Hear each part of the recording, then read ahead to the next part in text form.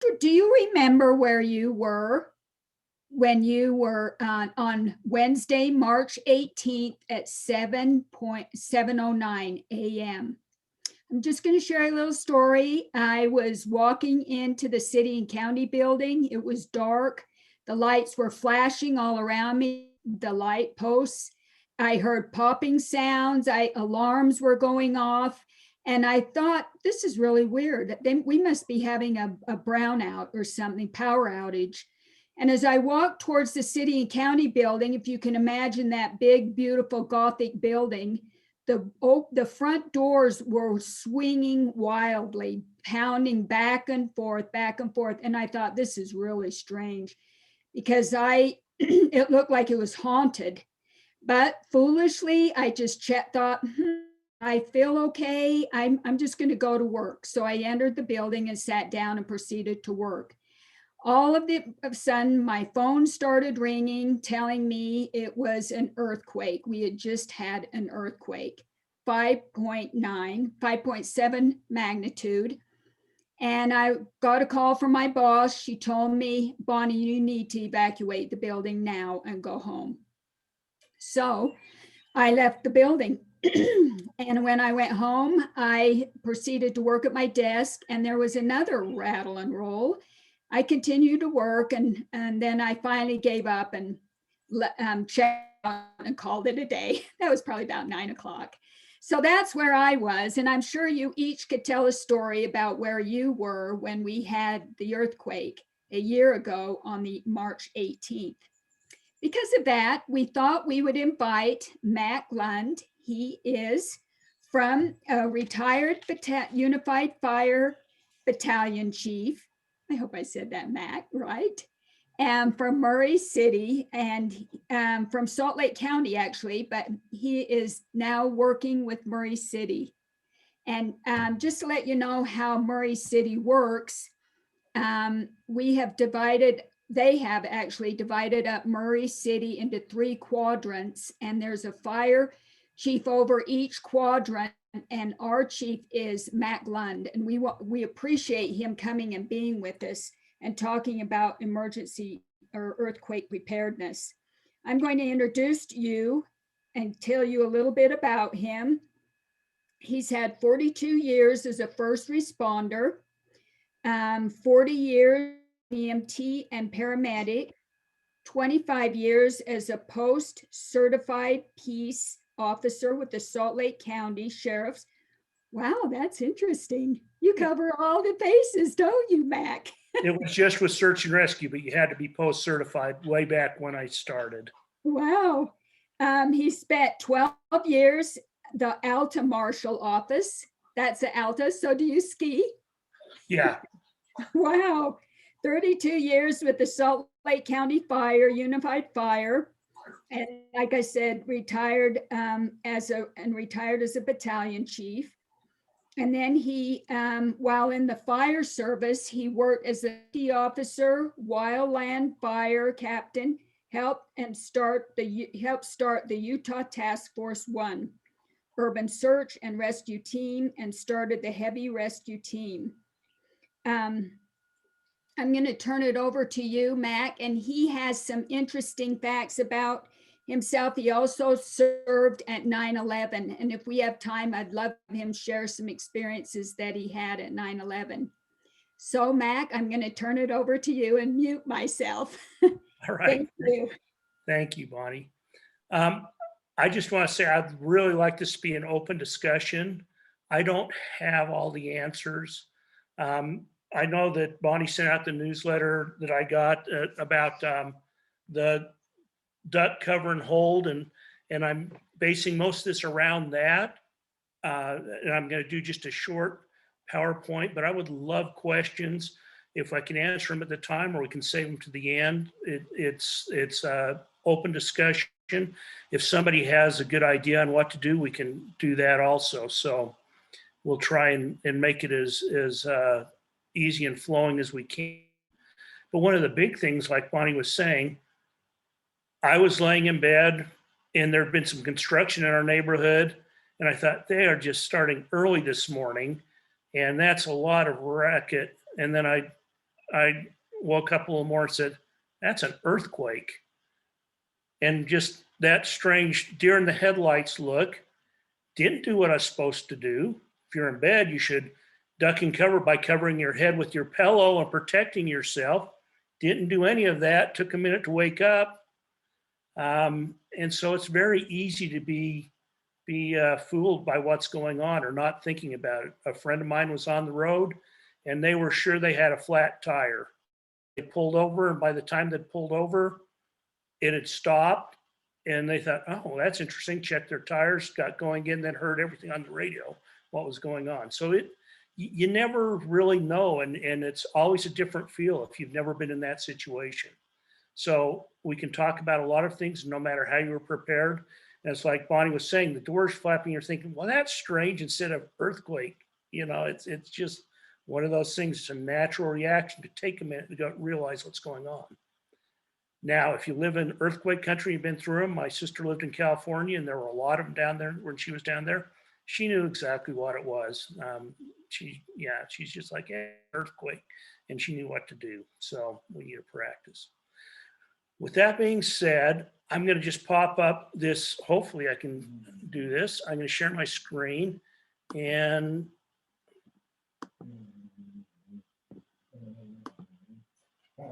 start the slideshow. There we go. And so what I'm going to just talk about basic earthquake emergency preparedness.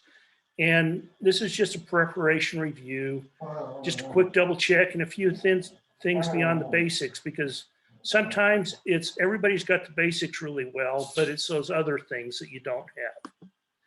And what I'm using, if you haven't seen, and it's a great text that's around, and I recommend, it's this pamphlet they send out. It's Putting Down Roots in Earthquake Country. It's a great handbook. It's been around for a long while. And that's where I'm getting the 7 tips I'm giving you here. There's so many sources. It's hard to list all the sources you can go to. You can go to the federal government, FEMA, ready.utah.gov.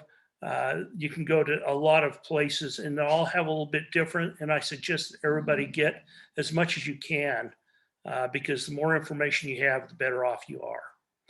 But the first thing is ID the potential hazards in your home and fix. And we'll go over those. Those are important to do. Create a disaster preparedness plan. And we're really not going to talk too much about that tonight. Prepare disaster supply kits. And again, that's not an area we're going to hit on heavy. Identify your home's potential weaknesses and fixes. We're going to talk a little bit about that, because duck and cover doesn't do any good if you have no place to go or there's things that are going to hit you. To protect yourself during the earthquake shaking and after the earthquake, check for injury and damage. We're going to do about that. And we're really not going to talk about number 7 they have, once safe, continue to follow your disaster preparedness plan. So the basics, I hope you're already taken care of. Having a plan for your house, your family, where to meet, what to do, who to communicate with, out of state. You have all that. You have all the important documents taken care of. Your disaster supplies. It's important that you have all that. And I'm sure everybody's upgraded from a 72-hour kit to how long should you be prepared for now? Anybody? 5 days? 5 days, 120 hours is what they're recommending now. It went up to 96 and now it's 5 days.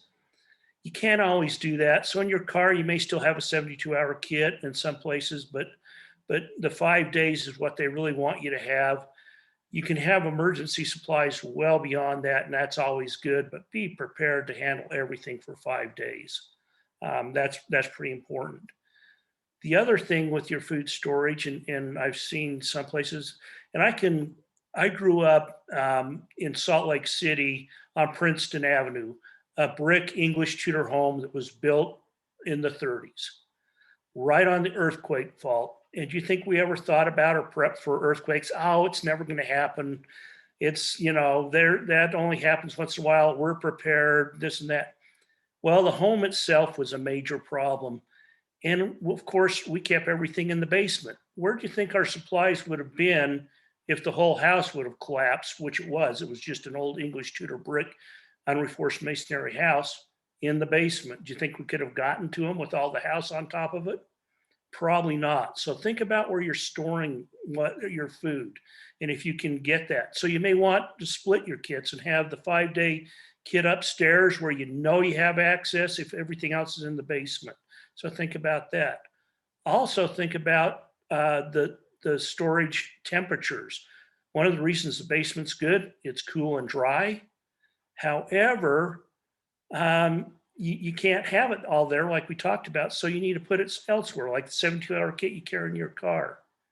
Does anybody know how long MREs are good for? I'm going to use that. There's all kinds of food, but any freeze-dried food. Can anybody give me an idea? They have different dates, different times. Anybody want to speak up? Talking MREs or freeze dried, Mac?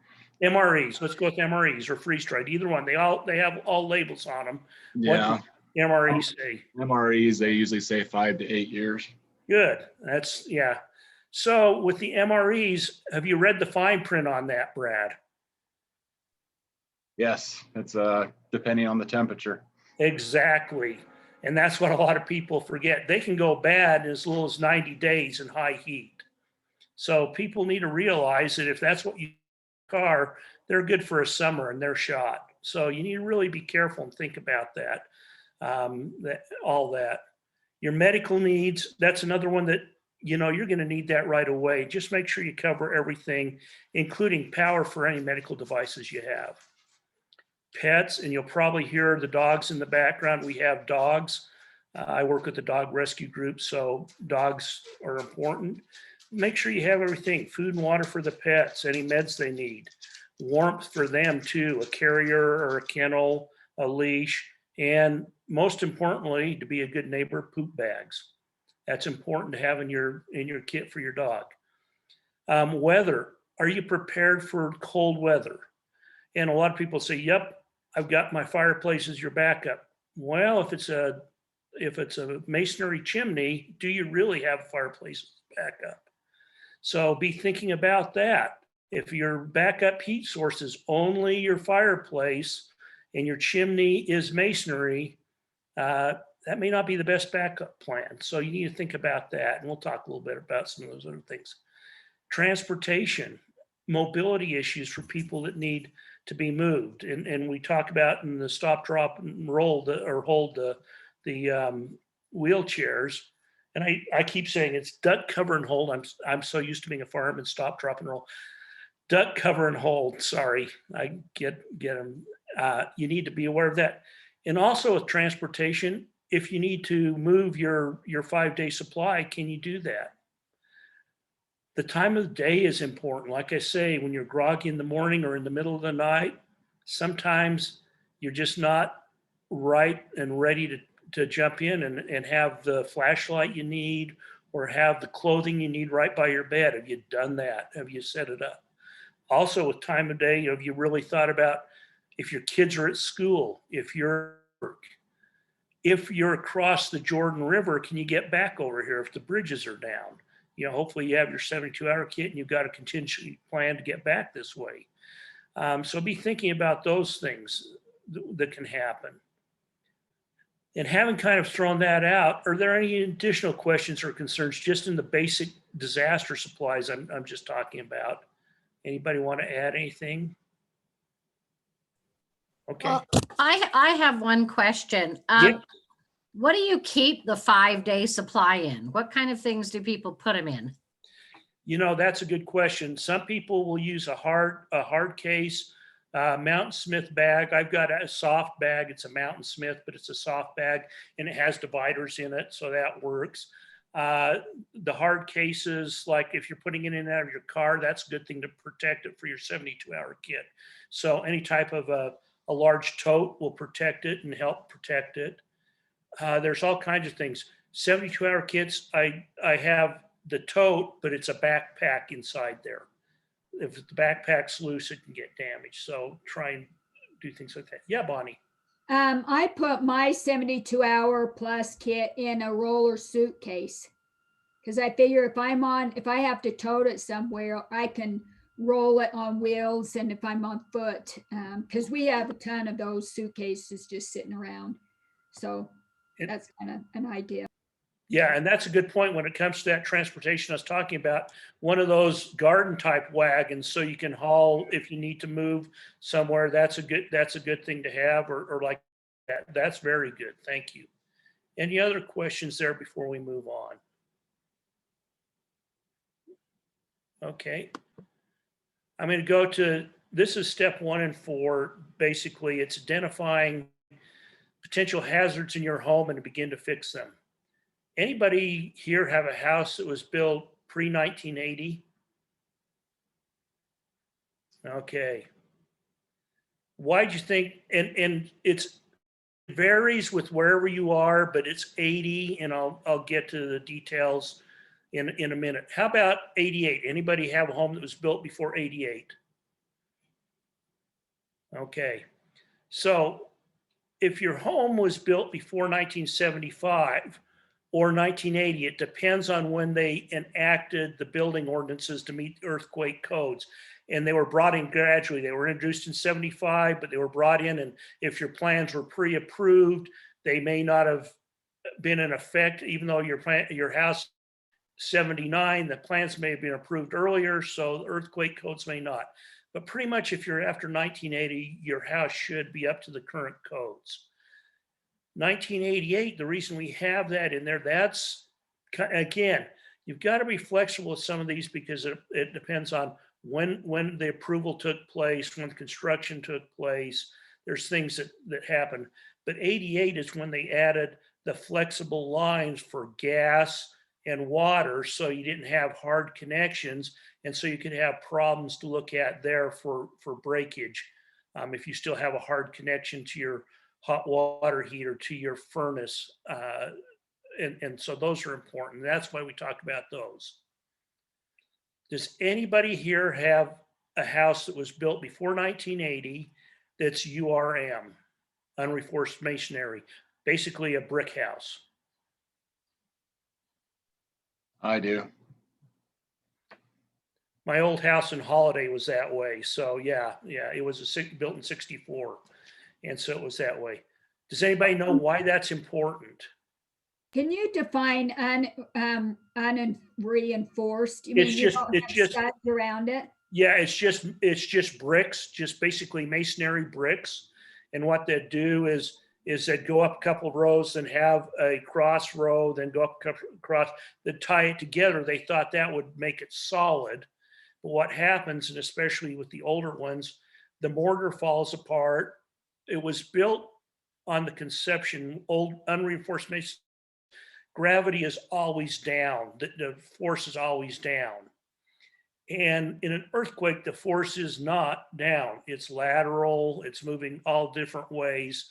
And so it changes. In the unreinforced masonry, the pre 1980, and especially really early, didn't have the foundation tied to the structure, didn't necessarily have the roof tied to the structure, didn't have some of the things. And so it's the older type construction that's more prone to collapsing. Going back a year ago, how many of you remember seeing pictures in Salt Lake City of unreinforced, the old classic, beautiful old homes that had collapsed or had structural issues because they were unreinforced masonry. They were brick and they crumbled. One beautiful old mansion, the whole wall came down. And that's the problem with unreinforced masonry. Now there's all kinds of construction that goes in place and it's made so it can resist. So the big thing there is just getting into and knowing that it's not an old brick house is the best way of saying it. An old brick house is what we need to worry about. So be aware of that. And there's some things you can do to update them. And there are some programs to update them. I don't know if Murray is participating. I know Salt Lake City did. So you can update and do some things for them. It can be expensive. So the house needs to be worth doing. I mean, you can, the tabernacle was upgraded. The Capitol was upgraded. The the old city hall was upgraded. So you can do it, but it gets very expensive. But a home can be protected and things done. So that's the big question there. In fact, that's why the doors were swinging open and shut, because the building was literally rocking back and forth like this in county building. Yeah, yeah. And nowadays they put them on, they're on systems so the building floats. It's amazing what they do and how they do it. Anyway, let's talk about what are the potential hazards. Have you remodeled your house? And if you've remodeled your house, was it all up to code? Because you may not have been remodeled before you bought it. Was it all up to code? Or if you added something, how the plan was solid before, now you've added an L or a different shape to it. So it's not all moving as one unit. It can change if you've done an addition to your house. It's not all one unit, so it can move separately and actually crash into itself. Your chimney, we talked about chimneys and what the potential hazards there are there. It's huge. Oh, one thing I didn't mention before that I apologize, I forgot to mention, was where you are soil wise. My old house in Holiday was built on an orchard, and it's where they had actually dumped all the waste, composted, and it wasn't as solid, but they extended the area out for a flatter surface for more area. And I had a lot of problems with my foundation because of that. There was other areas in Holiday where I was at that were very solid, very sound, but some of the areas where you use backfill or things, you need to be aware of what your house is built on. And liquefaction, if you look at a map for liquefaction, that's a big concern, looking at the liquefaction maps and seeing where you're at, because the soil conditions can be a huge, nothing you can do about it, just be aware of it and just understand that. We talked kind of about with the addition or an irregular shape, and my house in Holiday was an irregular shape. And so it had problems just normally. The big thing is the pre-1980 is anchors and strapping. Going to the chimney. If you have a chimney, has it been braced or reinforced? Because you can actually go back and brace your chimney to help support it. If there is an earthquake, it will be in better shape. And that's a good thing to do, go back and do that. So that's a potential hazard, and we'll talk about the fixes here in a minute. But the potential hazards, anchors or strapping for the house to the foundation, for the roof to the house, for the water heater. So those are all important. And including the water heater is, if you have a water storage tank, is it strapped to the wall? Is it protected? Because I know a lot of people like those nice barrels or water storage tanks, but unless they're strapped to the wall, they could be a problem too. And then the big one is the hard connections for gas and water. That's a huge one. So that's important. So we need to realize that we have all those. Some of the other things that we don't think about are all our cupboards, especially if you have a kitchen with storage up high. Do you have that secured? And we'll talk a little bit about that, but high cupboards, to be aware of that and take care of that. So how can we fix those things? The potential hazards, the hanging objects, the wall hangings, we all have that. Plants on hooks, that's, my wife loves plants and they're hanging on hooks, and we'll talk a little bit of that. The loose objects, especially higher up the kitchen, especially if you have the high cupboards. Furniture and electronics, how many of us have a big screen TV now on the wall and they're not light, or in the bedroom? How many of you have a nice old China hutch that's been handed down and it's got you really treasure in it? Those type of things. My grandfather clock, very ungainly, and you hear it go off here in just a few minutes, very ungainly. So it needs to be anchored because it's very easy to tip over. So that's a classic one to have. The kitchen has all kinds of loose things. If you like to hang your pots and pans on one of those racks, that's a big hazard right there for an earthquake. Aesthetically, it's nice, it's easy to get to. The garage and utility rooms, how many of us have all kinds of shelving there? Is it anchored? Is it protected? What about everything on the shelf? One of the biggest things is windows, and you think there's not a lot you can do about that. We'll talk about that. You can actually do that. And then large openings in your house, garages. How many of you can think back to these pictures of San Francisco with all the houses that had a garage underneath collapsed over on their side? So the large openings on the first floor is a problem. So the potential fixes is upgrades. Get an inspector to come out, get a professional inspection, see where you are structurally. Something as simple as putting a sheet of plywood on a cripple wall could make it a shear wall, strengthen it. That can be done. That can be done easily. It's a little more expensive, can happen. You actually can do things to help reinforce the brick or tie the brick together, so that works too. Anchoring and strapping, something as simple as anchoring your water heater, anchoring the structure of the foundation, strapping or the roof too. You can do all that. They're easy to do.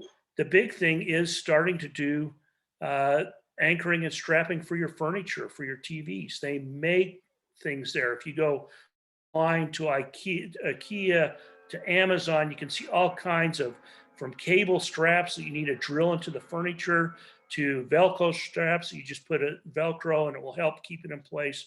There's wonderful ways of doing that. The flexible gas and water lines, they can be upgraded real easily so that you have flex lines going into the hot water heater, the furnace, and any of those things. It's helpful. A lot of the new homes are built with the pipes that are flex pipes, and they're very good. They're not hard, not rigid, not the copper pipes are rigid, so they're nice. Gas flow seismic gas shutoff valves are great to have. That helps take care of the problem, but it can help be a problem too, and we'll talk about that. Things as simple as if you do wall hangings, don't go with just a little nail or some of those 3M adhesive type things. Go with something substantial. Go with closed hooks for wall hangings. They make them that are made for earthquake country, so you can find those. It's a little more expensive, but it works. If you have open shelving, you can do something as simple as putting a guardrail along the shelf, or if you want it to be invisible, you can use fishing line and run it along to help hold things.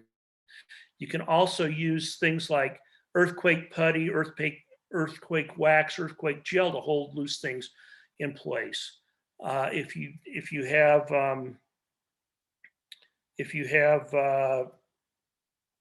the good cabinets, you can put child-proofing latches on there so the cabinets don't fly open and things fly out. But the earthquake, your furniture and appliance and TVs, the straps, if you do all that, the reason I say is when you duck, cover, and hold, the cover is to protect yourself and things aren't going to go flying. And that's the big reason you want to do these, because it's the biggest part of cover. You're not worrying about things hitting you. Another thing that doesn't cost anything is move heavy furniture away from beds and seating areas. So don't have your big armoire right next to your bed or where it can fall on your bed against a wall where it can tip out. Or if you do, strap it there. If you have windows, they make windows safety film. In your bed, you don't need to do it on every window, but in your bedroom where you may be barefoot, it's a great thing to put on so when you're in bed, you're not worried about it. Or if you have picture windows by couches that you sit in all the time, the window safety film will keep those windows intact instead of having shards flying around. So you can do something as simple as that to protect yourself. Any questions on some of those fixes up to now? I'm trying not to be too much. Step 5 is protect yourself during an earthquake. Well, if we've done step 1 and 4, we've protected ourselves from a lot of falling objects, from a lot of flying projectiles. It's important. So if we do those, we're in a lot better shape. And try and do them at your office, at your place of work, wherever too. It helps. So what you want to do during an earthquake, drop, cover, and hold on. Under a desk, a table, something substantial, if you can. If you're in the kitchen and you've got a nice island, you can get under the island, do that. So you've got those. You want to be away from windows, the fireplace, the kitchen, heavy furniture, and appliances, unless you've anchored them. If you've anchored them, they're a lot safer. It's a lot better. You're not as worried. If you put up the safety film, again, it's a lot safer. If you're in bed, cover your head with a pillow. Outdoors, move to a clear or open space. If you're downtown with the high rises, good luck. Yeah, sorry, that's about, it's hard. It's hard. You can move under into a building, but it's hard moving in and out of buildings. So be careful of that. The handout that Bonnie sent out is excellent on some of the other places. So just be aware of that. If you're driving, pull over and stop, avoid bridges, over or underpasses, and fall hazards. Don't stop underneath a big power line or one of the light poles in the freeway. Don't stop under that because those can come down. The other thing to be aware of is some of the myths. Triangle of life. How many have heard about the triangle of life? Okay. The triangle of life was based on an earthquake in a third world country. And the triangle of life is based on, well, I don't want to get under something because if it falls, it will fall onto that. And then it builds a lean-to. And if I'm in the lean-to space, well, if it's going to fall into the object, it's going to hold it up. If you're under the table and the table collapses, it's going to crush you anyway. If you're under or besides the table and it collapses, it's going to crush you anyway. The big thing about being under something is it protects your head and neck, which is your exposed area when you're down, ducked, and covered. The triangle of life, they want you to stay out and not under things. And so things will still hit you, objects. But it was based on actually a study in Turkey, and it's not realistic. It's not a good one. It's a flawed study. The other one is doorways. In the olden days, doorways were the place to be, but with modern construction, it's not the same. Doorways aren't the safety they used to be. So just be aware of that. They're not as sturdy as they used to be. What did I miss? I missed something there. Let me just look. Anyway, I think we're good there. So just be aware of it. You want to get near a interior wall if you can. If you can't get under something, you want to be next to an interior wall. Halls are safer. Let me just go back one. Hallways are safer. So a hallway is a good place to be. A closet's a good place to be. An interior wall. Those are good areas to make sure you try and look out for or use. And I didn't cover those when I was reading down. So those are the places you want to make sure that you can go to. They're the best, the safest. And if you're next to an interior wall, the reason being, that's where that triangle of life will work because that wall should hold up. And if something collapses, it gives you that lean-to, and hopefully you're in the safe area of that lean-to. So after the earthquake, we're going to check for injuries. We're going to check for damage and hazardous conditions. We're going to see if your house is structurally unsafe. Should we stay in there or move? Because if it's unsafe, we won't get out of it. We don't want to be stuck in there. And so the big thing there is you need to do a quick look and see. If you got two or more major structural components, wall, foundation, that have failed, you want to move out of that area. If they're just minor, I can get into that in a little more detail. We can talk about that if you want to in a minute. I don't want to run too far over. So you can do that, but just make sure you have your nose working or somebody's nose to see if you smell gas or you hear gas. So you can shut off the gas if you need to, but don't just automatically shut off the gas, because if it's winter and the gas doesn't need to be shut off, you're going to be cold for a long time. You'll have freezing lines like Texas, and we don't want that. Check for fires and get them in their incipient stages. Electrical, if you've got conditions you need to, turn off the main breaker, look for spills, water leaks, and know how to shut off the water. Just be aware of that. And unsecured or falling items that can still, with aftershakes, still be a problem. And that's basically it. It's kind of quick and dirty, but the big thing I wanted to, I'm going to stop sharing my screen now. The big thing I wanted to push is a lot of what you can do for drop, cover, and hold. Again, I didn't say stop, drop, and roll. It's hard for me to switch gears for this, is preparedness ahead of time and think about it. And most people don't really take the time to do that. So take the time to do an inventory of your house and look around. If you've got a picture, I have a picture that's handed down to me by my parents. I realized the other day that it is not on a good wall. I just hung it in this house, and I didn't really put it with care. And that would be one of the first things to go. And that would be bad. And I would be very sad to lose that picture.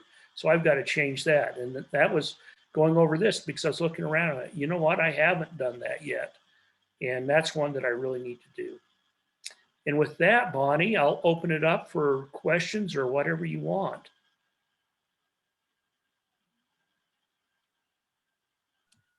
Does anyone have any questions you'd like to ask Mac? Are the questions in the chat? Should I check that, or is that other that's gone off? Oh, that's true. We could do the chat question.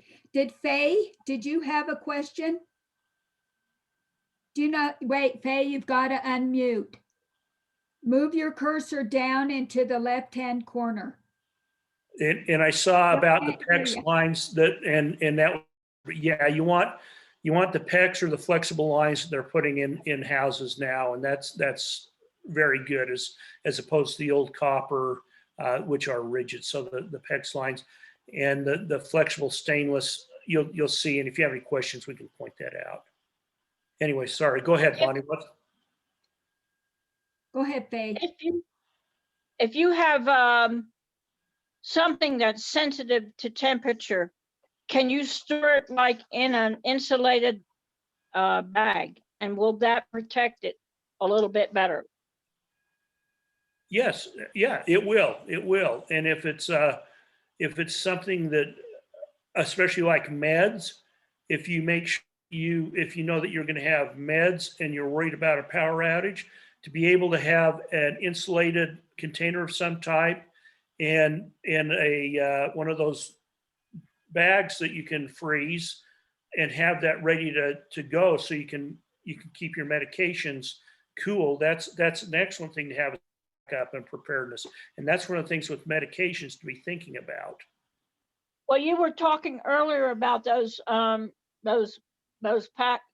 meal packets things, Oh, and MREs or whatever, eyes.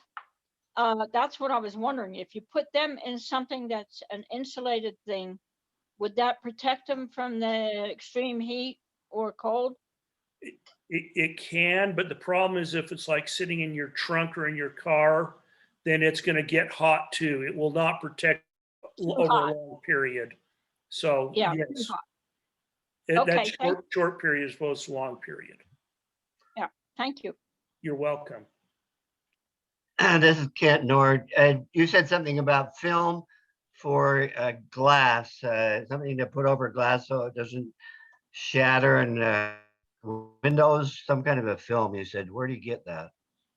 You can check online. You can check with like Lowe's, Home Depot, hardware stores.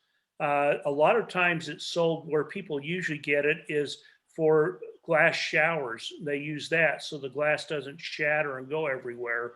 So you can sometimes find it at plumbing supply, but if you look up glass film, you can find it elsewhere and do that. I don't know if you can find it on Amazon. Yeah. If somebody's looked it up or bought some lately, they might know. I'm on Amazon right now. Yes. You can get it. It's about $1.50 a square foot. You know, depending on how big you get, and that just this pack. It's 24 inches by 12 feet, and it's $35. Yeah, it's not inexpensive, but just for the few windows that you need to worry about, that's all you're looking at. I mean, and they're showing like if somebody hits it with a hammer, it will stop it, like it will stop it from shattering.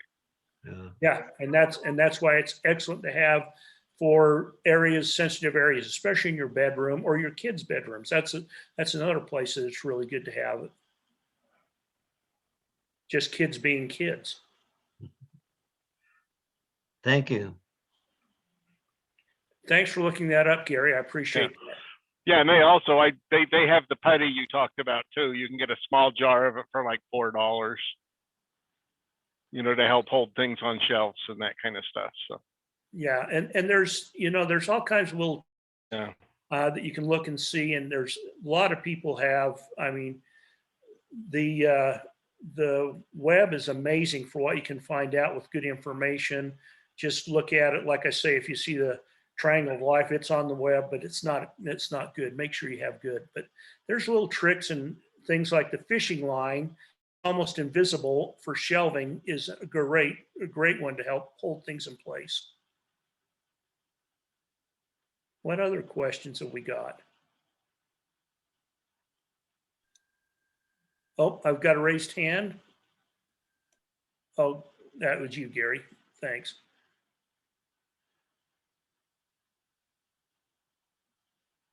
Well, with that, Bonnie, what else would you like? Did that cover what you wanted? Yes, it was excellent. I appreciate that. Now we're going to not sleep at night, worry about what we need to get done. I just wanted Mac, he was at 9/11 working with the team. I guess they were from Utah, Yeah. right? Yeah, Utah Task Force 1. Why don't you share, can you share a little about your experience working there? The one thing that people ask, and a lot of the people who are on the pile, they'll tell you the one memory they have is the smell. And it was a awful smell. I don't know how else to describe it. It was terrible because it was jet fuel, everything, people remains. It was the smell. In fact, I try and avoid, like the plague, to be a PIO or do anything as far as speaking to the public. And one night, I was one of the only management people at the Javits Center for our group. This Italian film crew came through, and this lady walked in and said, "Can we talk to you?" And I'm like, I really, they said, "No, we were given permission. And if you're willing to talk, your team has said you're able to," and management there at the Javits Center said they wanted some interviews with him. I said, "Okay." And the only reason I did it, smelled so good, so refreshing, that it was like, oh, what a breath of fresh air. It was the only time I did an interview, but it was because of that. But on the pile it was surreal to describe it. It's one of the surreal experiences of your life. To see pictures just doesn't do it. It was strange, very strange. So How long, now being on the pile, you mean you were in the rubble on yeah, the search and rescue? we were in rescue mode. I'm not going to be politically correct right now. We were in rescue mode for a lot longer than we should have. We should have been in recovery mode a lot sooner, but they wanted to stay in rescue mode. And normally, so everybody knows, there was pretty much no survivors after the first 24 hours, but they stayed in rescue mode for a long time, just in case and hoping. But if you were in there's no way yeah. So it was really, we stayed in rescue mode, but it was really recovery from basically the second day on. Wow. How long did you serve there? I was on the pile for 10 days. They rotated groups through. So in the beginning, especially when it was fairly hazardous. So my hats are off to all the people that stayed there from New York and worked on it day after day. I don't know how they did it. Wow. Well, we appreciate your service there and all the fellow workers that were with you. That was horrific. And that's something you could never have prepared for. It was No, awful. I'll tell you what, it's amazing. The other one, and switching gears a little bit, being down in New Orleans after the hurricane, it was like a lot of us are older, those 50 horrors movies you saw where the landscape, there was homes and everything and it was empty. Being down there and being in New Orleans and there's nobody, just empty houses, empty buildings for, blocks, miles. It was weird. That's one of the stranger ones too. 9/11's more horrific. That one is just strange. So it's amazing what can happen. It's different. Well, it's interesting how just the different, like what happened in Houston with their ice storms, the power outages, and it just makes you think, how can I prepare for what could possibly happen in Utah or whatever? So, And I'm glad that's one thing I didn't cover a whole lot. That's a good thing. If you don't have an alternate heat source, a good alternate heat source, and I didn't miss another thing, two other things. Geez, I forgot a couple of them. A good alternate heat source. I'm glad you said something, Bonnie. Be sure and know how to shut off your water outside or in the basement where you can shut it off. It's best to shut it off out at the street if you can, and drain the lines in the house that you can, not getting rid of your water source, but drain the lines, save it in the bathtub or whatever, so you don't have lines freeze and free flow, because you can avoid that. It's a good thing to do.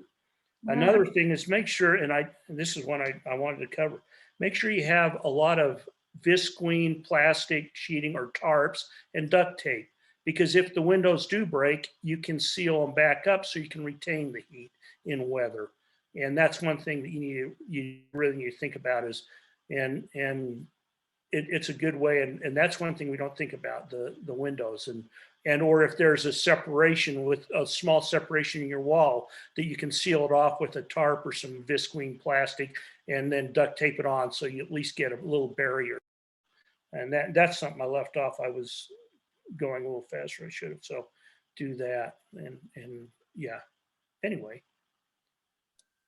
Well, was there anything else, Mac? no, what else any other questions? Sorry, there's a couple things I missed there. Is there anyone? Well, we want to thank you for being our guest speaker. We have so many wonderful resources with Murray Fire, Murray Police, our Murray City. We live in a wonderful city and with wonderful people that are willing to help us as citizens. And we want to thank you, Mac, for coming and for sharing your experiences with us and your expertise. I do want to put a plug in for CERT training. We would love anyone to be CERT trained. We're trying to work on getting more and more people CERT trained. And Mac, I guess you guys haven't come up with dates yet for that, or? We'll be starting up, hopefully, if everything stays on track, by midsummer, I would hope. Fall for sure, but midsummer, we're really trying to shoot to get things going again that will be to the point where we can start doing things. I mean, still being socially distanced and safe, but we can actually do some hands-on and get some things going again. Thank you. They Murray Fire also, and I'm assuming that's when you'll start up your classes for first aid. Yes. In fact, George may be starting a little sooner than that with the CPR. We may be trying it because he usually has a limited, less crowds than we try and do for CERT. So we may be starting that, but yes, we're hoping to start midsummer on first aid, CPR, and CERT, any of the community outreach, because it should be safe enough if we're all still cautious that we can safely do it and get it going. So we will keep you informed with our newsletter, our monthly newsletters and meetings when that is available. We'll start advertising it for people to please participate. They're free classes. Aren't they? CERT is still a free class, isn't it? It is. Okay, and same with first aid. That's such a valuable class to participate in and just get some tips on how to help others, because basically to be helping help yourself first, but you will be helping others. So any other questions? Last call. And I'm going to say one last thing. Okay. Thank you all for participating in this and helping the community. It's so important, neighbor helping neighbor. It's so important to get involved and get educated, because when we have the big one, we're going to need everybody's help, all hands on deck. And it's going to be important. So thank you for taking the time to get educated and get involved. Got a question. Yes. Yes. During the winter months, during the winter months when I worked at Kennecott, we had places where we had water in the open. And we had to use it during the day and it was 10 below. What we would do was open the taps and have several places where the water would run. And we keep that would keep the water circulating. But I can see that it would not work in the higher places in the house. I can see that. You'd have to do the same thing. You turn on the tap and let it run slightly. Then you'd have water in the house. And that's another method that works pretty good. Yeah, if the water system's intact, that would work, and that would be there. Hopefully you'd be saving that water in buckets and other things though too, be of use, because you may need it. So yeah, it's a good way of doing it also. Never thought about that. That's a very good idea. How old does somebody have to be be involved in these classes? I couldn't quite, Oh. Sorry. How old does somebody have to be to join these certification classes? the CERT classes. Yes. We're trying for young adults, 18 and older. We've made some exceptions for high school kids. It just depends. But for the most part, we're trying for 18 and older, an adult, young adult or adult, but we will make exceptions for some high school children to come in. Youth, I shouldn't say children, high school youth, and we've done classes for them too. Okay, I'm just curious. Thank Good you. question. Thank you. Just to close, is there anyone out there that would like to